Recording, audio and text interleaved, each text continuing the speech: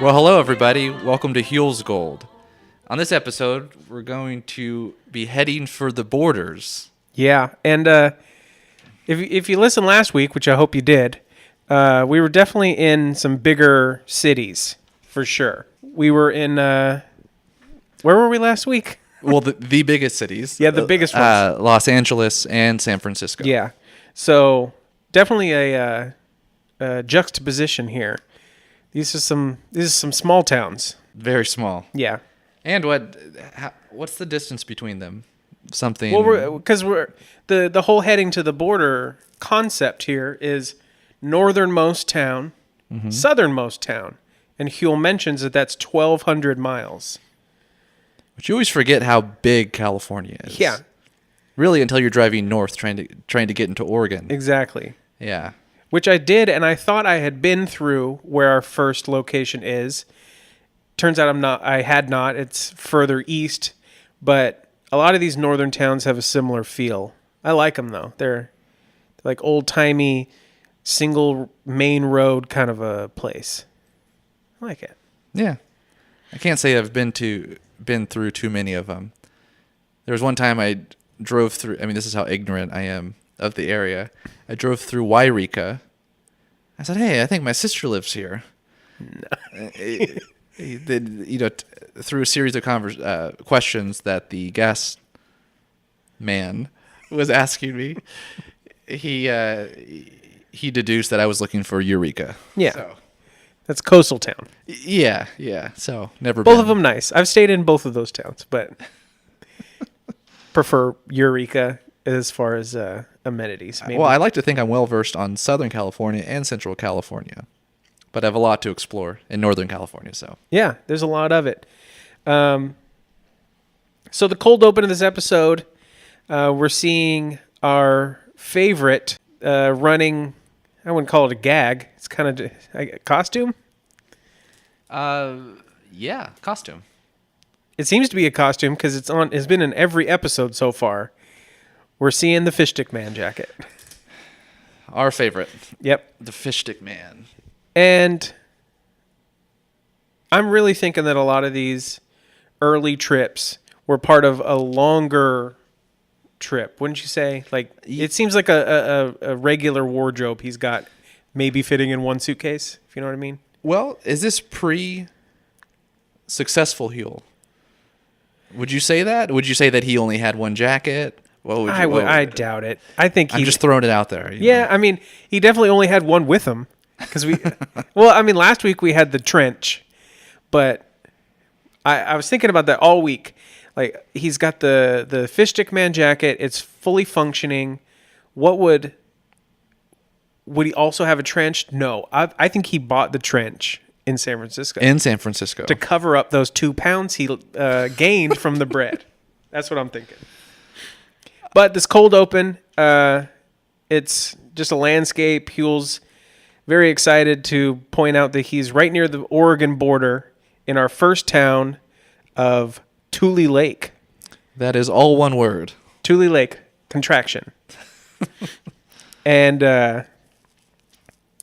it's funny because I'm kind of skipping ahead to the credits of this episode, but it makes sense. Huell talks about traveling to the northernmost, to the southernmost. He's not being real clear on how he's traveling. This is, I was going to bring this up in a little bit, but that's one of the reasons why I was thinking this wasn't a part of the same. Oh, true. Yeah. Those seem like car rides into, he goes a certain distance north. This is deep in the streets. Yeah. So he's pretty far up there. So I think it's just his favorite jacket. Because the point being, if you see the credits, he flew up to the northernmost place. This is not a road trip, despite what he's trying to lead us to believe. It's fine. There's no sinning going on because he flew to a location. He can go where he wants, how he wants. I prefer to see Huell and Luis in the Explorer. But they do go off-roading a little later. We'll get to that. We'll get to that. But the cold open is in Tulelake, And again, our theme, as always, California Here I Come, this time by the Tulelake Sizzle Sisters. They sizzle. They sure do. So I've been thinking about this since we watched the episode earlier. To explain, there's 4 singing ladies and a lady on the piano accompanying, and they all have like little red vests and shirts and these little hats. And normally a group of men singing 4-part harmony, that's a barbershop quartet, right? Yeah. Is this a beauty shop quartet? Is that what that is? Yeah, I think so. Okay. So the Tulelake Sizzle Sisters are my first vision of a beauty shop quartet. Maybe that's a thing, and I'm not even making this up, but I think It's a great idea. yeah. If it isn't, well, for anyone out there who likes this setup, as far as I can tell, the Sizzle Sisters have fizzled. We call the Fizzle Sisters. Yeah. Well, anyways, I'm just saying there's an opening. Yeah. In They're definitely ripping this theme, though. I really like this Oh, they're version. doing the whole standing to the side and leaning forward. Yeah. Front and back. Kind of like a shimmy dance thing. Yeah. Well, the third from the right, she's throwing her hand out there too. She's getting her hand into the mix. So, to give us a little info on Tulelake and why Huell's there, let's hear what he's got to say. Now, this was the first time I'd ever been to this part of our state, and I was honestly overwhelmed by not only its natural beauty, but by its wide open spaces. And if you'll notice, the sky is such a brilliant, clear blue, and the clouds are magnificent. Now, I'm sorry if I sound a little gushy about all this, but it was spectacular. We were in the area to visit the town of Tulelake, a quiet little place of about 1,000 people. And we didn't just pull into town on any old day either. We were there to attend Tulelake's 2nd annual Horseradish Festival. You see, this is the horseradish capital of the world. They grow between 30 and 40% of all the horseradish eaten in the country. And once a year they throw a big celebration where horseradish is king. So, Huell, he's always got a nice way of saying kind of not nice things. The way that he mentions that people aren't rushing out into the street for this parade just means that it's sparsely attended. But, it seems like the whole town is out there because we did a little Tulelake research, right? Yeah. And what's the population now? It's something close to... Well, the population is quite close to what it was during this time because the 1990 census showed Tulelake at 1,010. It was 10, right? Yeah. And now it's 1,010. 10. So little has changed in Tulelake, but half the people are on that train. It's doing this swerving in the parade. The parade that we're seeing, very much a small town kind of parade. We've got there was the kids in like kind of those homemade costumes. Everything seems pretty homemade. It's just painted signs and the girls on the car. And what about Huell doing this interview though? Well, for one thing, he interrupts the entire parade. Yeah, he stops them just to pull them away for an interview. This is another Huellism because I was going ahead in the episodes. There's one on cultural festivals in LA. I think it's next episode or no, 2 episodes from now. There's a parade in LA where he again is stopping people in the middle of the parade, which only he could get away with. Well, because we've talked about this. Well, on episode 0, we were mentioning this characteristic of Huell when he goes to Solvang, yeah. and stands just in the middle of the road and interviews a family. And cars, you can tell this wasn't planned because cars are, having to make a detour around him in the interview. It's almost like he process. created a parade that time. I like that. Yeah. Yeah. Because people were just crossing the street like normal humans do, but he stops them, and all of a sudden the traffic has to go around the people, much like a parade. Like when parades happen here in downtown, It's bedlam. Oh, it's wild. What'd you think of old Mr. Horseradish there? Just, in case you haven't seen this, Mr. Horseradish, he's pulling up the front here, right? Oh, yeah. Yep. Yeah. He's on the nose. Or would you call him the conductor? I don't know. But he's wearing a sash. Yeah, it's a little boy in a train of little children carrying a paper mache horseradish that's bigger than all of them combined. Yeah. It looks like ants carrying a log. It's huge. But I've been wondering, what did he do to warrant such a title? Maybe he pulling straws. Luck of the draw, huh? Okay. I thought maybe he was partaking in some of the horseradish competitions that we're going to see later at the festival. I see. Yeah. I like that. Speaking of the festival, that's we're only on the parade for a couple minutes because it seems to be about 4 floats long. And off we go to the main reason Huell is in Tulelake, the Horseradish Festival. And it's the second annual Horseradish Fest in Tulelake. Which, while we don't know how many there were, we do know that they are not taking place. Not anymore, no. Anymore. I was trying to find info on the Tulelake Horseradish Festival to potentially go or send our listeners to. Well, there's little direct trace. them to. I don't know if we could send them there. Uh, All of our sponsorships, lucrative sponsorships we yes. have. Which should we mention our latest sponsor? Go for it. Our latest sponsor is the Padre Hotel. Yes. In Bakersfield, California. Do they know they're a sponsor? They don't know that They yet. don't know. No. They will, though, when this comes out. You want to tell them why they're our first sponsor? Because they are housing us tonight. Yes. That's basically it. Yeah.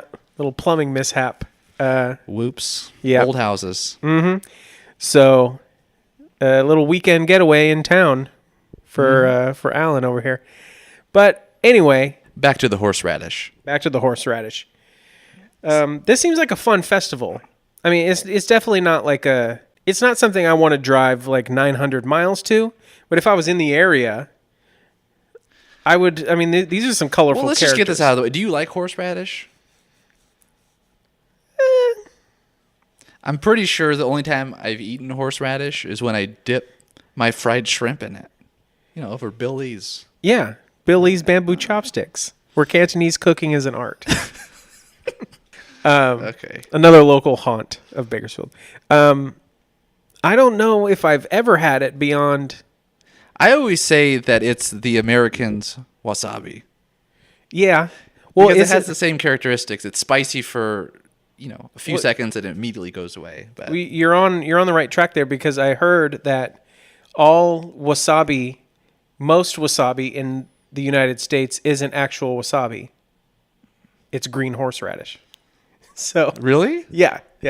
Oh, I mean, another one of those internet factoids. well, that's fun. Maybe I learned that on Unwrapped with Mark Summers too. But so what do you think of this lady's visor get up here? Oh, she's set. Yeah. Well, she looks. I mean, I don't know if you get this from watching it, but is she sweating? Well, I mean, they're eating this very hot, acidic kind of food, so it's making me hot just watching them. Have you ever eaten something and just started sweating after? Like super spicy food, maybe, but Like the Taco Bell, the hottest. Del Taco is what I was thinking. Del Scorcho. no, that's medium. Del Inferno. Oh, Del Inferno. Yeah. Oh, yeah. Well, Get with it, Allan. Come on. I know that some of our listeners are real Del Taco connoisseurs, so we had to get the facts straight. oh, yeah. It's true. So yeah, the lady. You're a big Arby's fan, though, so. No. They got the horsey sauce though, so it's on the same track. It came from Tulelake, actually. Arby's? Yeah, the horsey sauce. No, I don't know. not a real fact. No. What is a real fact is the clothing on the people in Tulelake is great, and just their overall like excitability of horseradish is infectious. You got Alan. You got to hear this guy. Let's listen to this guy. Check it out. So you're Give it to Daddy. so you're starting them out young with the horseradish. Well, they're from Tulelake, so they can learn to live with this. And at Tulelake Horseradish is good stuff. So the idea is, in Tulelake, you start your children out eating horseradish at a very young age. Spuds. That and spuds. Potatoes Lots of and potatoes. horseradish. And you can tell they're grain fed. Look at that. Huh? We're Yeah. grain fed, huh? That good? Want some more riches? Want some more? Here, here's some good Tulelake horseradish. Daddy. So I'll tell you, I have a soft spot for this guy. Yeah, this the guy man we and just his- heard? Man and his daughter, yeah. The guy we just heard. Because I think that if you took that little girl away and then put me in his arms, that would be my dad. I didn't want to be the one to say it, but it does bear a resemblance. Although he would never be caught with the camera, so that kind of throws it off. But That is a big camera. He's that got. mustache is close to my Yeah, dad's. yeah. With the whole look. Even that skin tight, barely a t-shirt, almost a tank top. Yeah, it's a sleeveless teal tee, and most people, if you really think about it, most people in this shot here, well, in this scenario, beyond just the shot, have giant cameras with them, because we got sleeveless tee. The guy behind him, I think it's is it a man or a woman?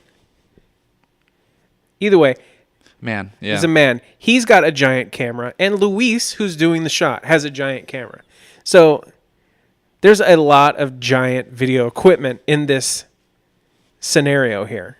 But the characters keep on coming because Huell's on to the horseradish decoration competition. Which this is... Nothing's cute about this. No, I mean, that looks like little Groot. it does. Yeah. And the guy behind the family with the ballerina root here, Groot. yeah, he's on his crutches. So I guess nothing will stop a Tulelakean from going to the Horseradish Festival. Now the next part, I guess the next, what would you call this? The next Segment? section.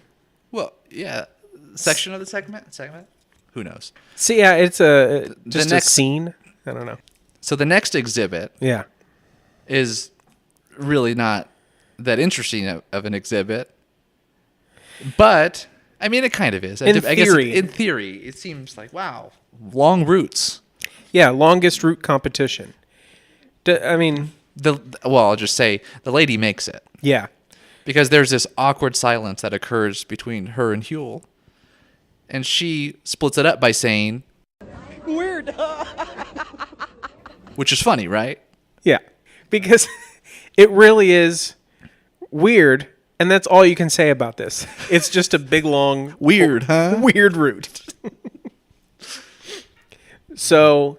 Once Huell leaves the exhibit hall, we're outside, we're in the festival grounds, things are popping off, and we're on to the grinder guy. And a lot to say about this guy. First off, he's wearing the T-shirt for the festival that year, and this is a T-shirt I want. If you have it, Please. let us know.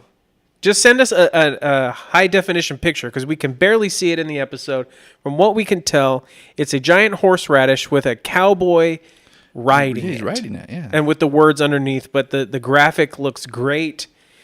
The guy who's wearing it is definitely the best character of the segment. Well, he at least has the quotable line Yeah. of the entire... What did he say?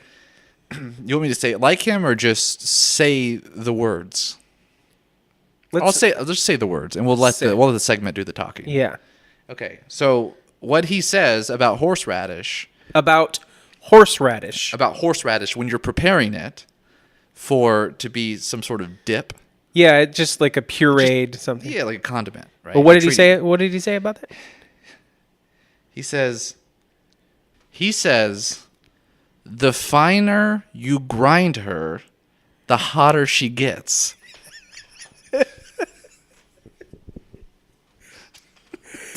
There's so much to be said about that sentence.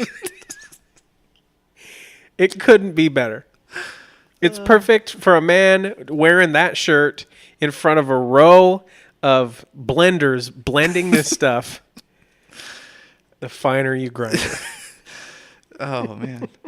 Which, I mean, this is definitely seeing how the sausage is made. Yes. This makes me not want horseradish, but, it looks like pancake batter. It does. Like lumpy pancake batter, yeah. I don't think it tastes like that. And on to the next part of this.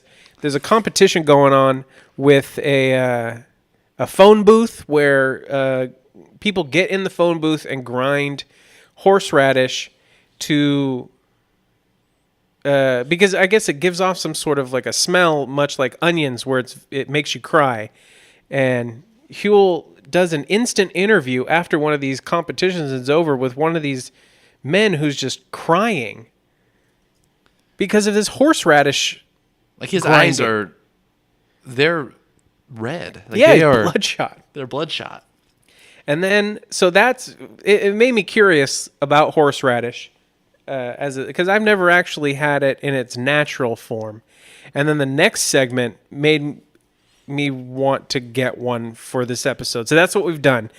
The next little section here is a farm hand talking about slicing horseradish and popping it in his cheek and just sucking on it. Not biting, but just sucking on it as like a little work treat. Good product, right? Good product. So that's what we're going to do right now. We're going to try this. Okay, let me get it. Hold on, let me get it. So we're going to take a second to prepare this, and we'll be right back with it. Okay, we're back. I just prepared the rut. I'm a little scared of this. I don't know what to expect. Well, we're just going to follow his instructions. Yeah. I shaved it the same way. Cut it off. Shave the bark. Dude, this is gnarly. The smell is a trip. Yeah, I can see why being in a phone booth with this. Whew. Okay. All right, we got our discs. Okay, but you can't Don't bite. into it. No. He said that's where the heat comes. So just pop it, because pop it in the cheek. enzymes. Pop it in the cheek and suck. Here we go.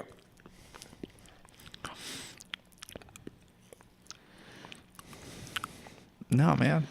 I mean, it's not too bad. No, I was expecting He's right. I can feel it in the sinuses. It's hitting them. Oh no. I kind of. Oh, I release some heat. I don't mind it. You know what? It tastes a lot better than it smells. Yeah, that's true. I like It's definitely not the bread from last week. Like that was a fun food experiment for the show. Do you think this is from Tulelake? So what do you think? I could do this. Yeah, so we actually got my father-in-law Joe Yeah. to try it. Joe, what do you think? I think I found a cure. This is not nearly as bad as I thought. I even feel like there's a little numbing in my cheek going on, almost like it's a Anbesol kind of a tooth numbing.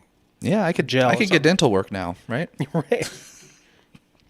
So back to the episode here. We need to stay on track. Well, what Joe said, I mean, he does mention that it cures anything. Anything. Anything. Wow. Sort of how turmeric. That's the new agey thing now. Yeah. Well, apparently this is the new root that can cure anything. Sure. Yeah, that's what I hear. So Huell's leaving the festival. He's heading off to the actual Tulelake with Monty Seuss. Do you think he has a PhD? I see what you did. Little Dr. Seuss. And they're off to the Tulelake in a truck that has a hot root vanity plate. Did you catch that? Yeah, that's so good. Yeah. So they're just talking about mostly just birds, geese, and waterfowl, and it's interesting stuff. But I'm really wanting to hear more about the plant life. Do you remember what he said? Well, yeah. Well, Dr. Seuss, one of the first Yeah. things the first thing he tells us is what the purpose of Thule is. Yeah. Right? I guess, yeah, we were a bit flabbergasted at the line of questioning here because Huell is with Mr. Seuss. We don't know his title, and he has one of the most. I'm pulling this out. This is hot. Yeah, I gotta take a breath. Okay, see you later, horseradish. See ya. Thanks, Tulelake. He asks one of the most obvious, kind of simple questions I've ever heard him ask. What is Thule for? What is the purpose of Thule? Why is it there? Like, what do you mean, Huell? Why for? Why for is the Thule? It's just a plant. It's just a tall water grass. Yeah. That's it. It was a funny question. It was a funny answer. And I think the other funny moment in this is that while they're mucking around in the water there, Huell like sloshes around in this wetland with his boots. And well, Mr. Seuss, Yeah. he tells him, he says, looks like terra firma, but it isn't. Yeah. And he'll just takes a big old step, gets his boots muddy. He looks like a kid wading through a rain puddle, just sloshing and everything.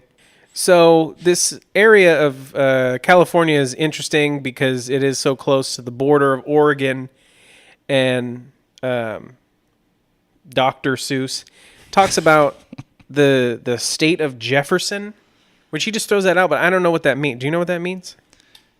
I mean, not too much. I mean, I've known it to be a thing with persons from this area, the southern parts of Oregon and northern parts of California, where they want Jefferson to basically break away from California and make it its own state, its own territory. And that, if I remember right, they kind of look back to how Jefferson sent the Lewis and Clark expedition to establish an autonomous region. Yeah. And so they wanted their own Pacific state called the state of Jefferson. And that's about it. I've noticed there's an independent attitude. And if anyone Seems is from so, this yeah. area and you can vouch for this, I think they feel a little forgotten up there. Maybe. Because it is so far. But He talks about the taxes. Whoever gets to us first, Oregon. whoever grabs us the hardest. That's what he says. Yeah. But it's kind of an interesting question is he was asking about their identity. Do you identify as Californians or is it Oregonians? Yeah. And the guy says, oh, we're all friends. Yeah. There you go. So the last place we see in Tule Lake is Castle Rock. That's right. It is it's a rock, mountain. Yeah. We call it a mountain. Yeah, we'll call it a mountain. That's 500 feet high. And Huell mentions that you can almost see forever. Yeah. When you're at the top of it. Yeah, and this is just interspersed in his conversation about the state of Jefferson. That's good. Yeah. So after this, Huell is heading for the other border. It's quite a ways down, 1,200 miles, which we know he didn't drive all the way down there, but it's fun to imagine.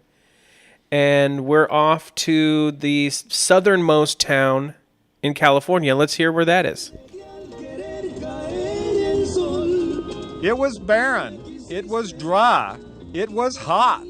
About 115 degrees hot, to be exact. But there we were, barreling down Highway 98, heading for the southernmost town in California, the town of Calexico. Now, I'd been told that this whole area was known as the salad bowl of the world, that it was an agricultural area, and I was beginning to think that we'd made a wrong turn somewhere. And then suddenly things were green, real green. There were fields of green as far as the eye could see. How could that be? Well, the answer is simple. It's called the All-American Canal, the valley's lifeline from the Colorado River. It cuts 82 miles right across the desert, and it's turned this desert into over 500,000 acres of the richest and most productive agricultural land in the world. here we are now at the southernmost town of Calexico, as you heard. And the environment couldn't be more different. No. Well, one of the more interesting things about this segment is Patricia Brock Warren, who, from all appearances, moonlights as a lifestyle blogger. We talked about potential time travelers an episode or two ago. She may be one because she looks like she definitely is, if not a time traveler, at least sending her styles back, forward in time. Because she looks like she's a hip 25-year-old today. Yep. And she's taking Huell to the All-American Canal, which is the first time Huell kind of gets his feet wet, pun intended, in the California water infrastructure, which he visits numerous locations later on down the road that having to do with the large movement of water that's existed in California over the past 80 to 100 years, which California's environment has been drastically changed, and Huell learned that over the years, and he even did another series called California's Water, kind of explaining these systems that are in place, the dams, the canals, and everything. And he seemed quite amazed at this canal right here. Mm-hmm. And it does some cool stuff. We also get to learn that Fresnos are a mule. Yeah. I mean, she threw that out there that like was the nothing. craziest part, yeah. And Huell hasn't been to Fresno yet in our timeline, but he's getting there. And it'll be interesting to see if he mentions that. Do you know what John Glenn mentioned? What did he say? I don't remember. That he could see, was it Calexico? Yeah, or from space. The whole area, yeah. Because I think that's what Huell was getting at with the water, is that this is a desert. This is just desert landscape, and which you get to see when he's driving in. He says, "Where am I? Yeah. Where's this whole salad bowl at?" Exactly, because that's what he calls the place, the salad bowl of the world. And it is... you say the world, Huell, really? Yeah, of California maybe, but... No, it probably is, but... You see the difference in environment from just, barren desert land to lush... Greenery. And that's kind of the story of mostly southern and central California, is the scenery changing dramatically from areas that you figure could never grow food to large, like the biggest areas of agricultural production in the United States, at least. Yeah. And, well, there's also something in common with other Central Valley landmarks and sites that he mentions to Patricia. He says, "Wow, this is a really big canal. I've never heard of it. I'm sorry." Yeah. Which is pretty good. The way he says it is pretty funny. So Huell's segue into the next part of this segment is funny because it's just him walking into this newspaper office. And he says, whenever you go to a new town, you should go talk to the local paper. I haven't been holding true to that theory yet, but I guess maybe we could do so.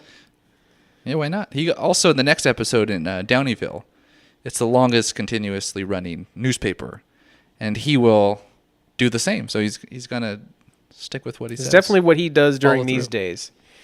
But he doesn't last too long in the paper. He pretty much talks to the new editor, Hildy Carrera, I think her name was, who took over for John Stepling. And he's quite a character. Yeah. He's probably the biggest character of this whole segment, because before we had lots of characters. This one we got mostly John. Everyone else seems pretty white collar kind of type people. So from the newspaper, Huell heads to the actual border, much like the episode title.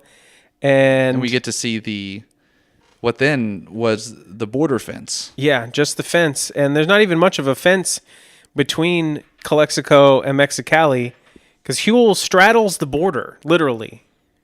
He does. And this reminds me of a story, which anyone who's familiar with Camp Keep, you typically go to. Well, there's a couple of them. There's a couple of them, but we used to go to the beach. Yeah. And go into Cambria. And, well, I sort of did the same thing. While I was on the bus, I did the splits, which I was a lot more flexible back then. Yeah. And I shouted 2 counties at once. And no one cared. Yeah. I did something similar at the Hoover Dam. You can be in Nevada and Arizona at the same time. I didn't woo or anything, but Well, were you 10? no. I think I was 25. But it's an interesting thing to see since the border down there is such a hot topic now, which we don't need to get into, but No.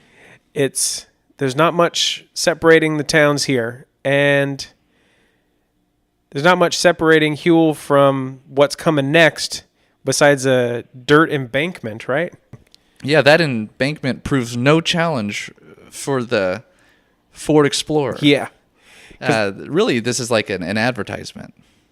For the Explorer, This is what Ford wanted. Exactly, because they're slamming into the Mount Signal Cafe, which seemed like Huell was kind of just going to lunch and decided to keep the story rolling.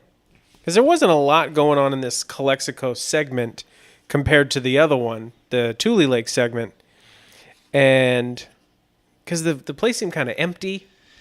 Yeah, but this touches on, what you were discussing earlier about conceptually, it was very clear what this episode was going to be about. You visit 2 border cities on the north and south. That's great. And really, the Tulelake segment, it was structured. It was thought out. Yeah. But this one, besides the canal, it seems like not so much. And so I feel like, maybe you do too, that this was sort of Huell needed to pull out or to use his gift of pulling something out of nothing. Yeah. Definitely so, because it seems like he came up with the concept first and the content second. We do get to learn some interesting history about the owner there. Yeah, she was what? She was. This is a bullfighter. A And 16-year-old bullfighter. She says 16. I think that's what she says. She says 16. I know she says it because she mentioned it, I think, 4 times. That she's 16 years old. In the picture, she shows Huell while being a bullfighter. And it's a funny lady. It's a funny place. But... Well, and then one of the nice things about the Mount Signal Cafe is we get to meet Jean-Pierre Menviel. Yeah. Menviel? Is that how you would say it? That's how I'm saying I'm going to go with that. He's a farmer Mm-hmm. in Calexico, and he has a quote That's right. about just how relaxed it is to live in the area. He says, quote, "Everyone's real hang loose," Yeah. and unquote. I've liked that quote for a while, and that's why if you ever comment on anything of ours on Instagram, that's what you're getting. You're getting the hang loose sign back from me because that's what we're doing at Huell's Gold. We're keeping it hang loose. But that about wraps up this segment, and unfortunately this episode. It went by pretty quick for us. So as most of the Huell fans and people listening to this podcast, which are probably Huell fans, know the episode begins and ends with "California, Here I Come." That's sort of the theme song. Most of the time, yeah. I'm pretty sure that's what Huell says. It's sort of our thing. Mm-hmm. And this episode, as a gesture to their friends in Mexico, really Yeah. Mexicali specifically, he has what was the name of the band? Trio Calafia. That's right, Trio Calafia sing Mexicali Rose. Yeah. So we get to hear a bit of a different outro. Yeah, and that's our outro song for this episode, too. So next time, where are we going? I think we're heading for Santa Cruz. Is there going to be a Fish Stick Man jacket? I sure hope so. I know he's heading to the boardwalk to get some taffy and ride the coaster. Which, we'll talk about that. Oh, yeah. There's a few things about the coaster. And then he meets an interesting guy who had his eye on the prize. for a product that was very much needed for the surfers up there. That's a hint. Yeah. So we hope you join us next week as we continue our search for Huell's Gold.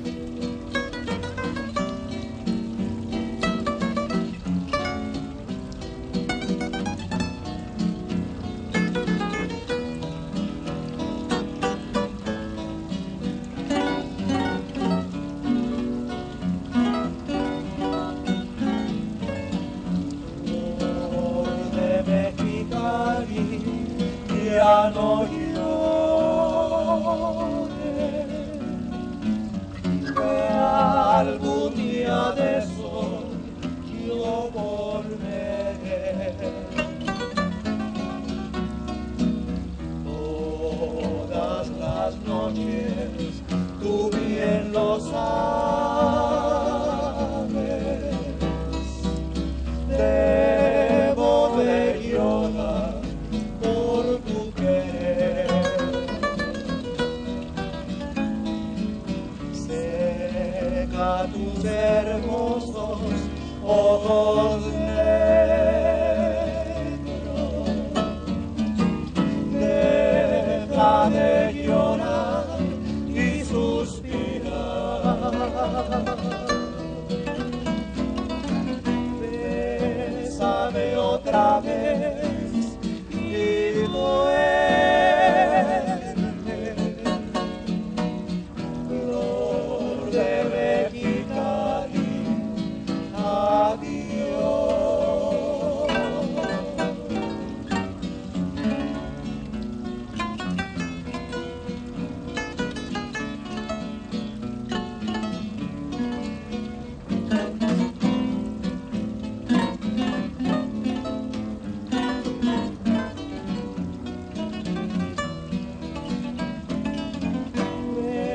Bésame otra vez.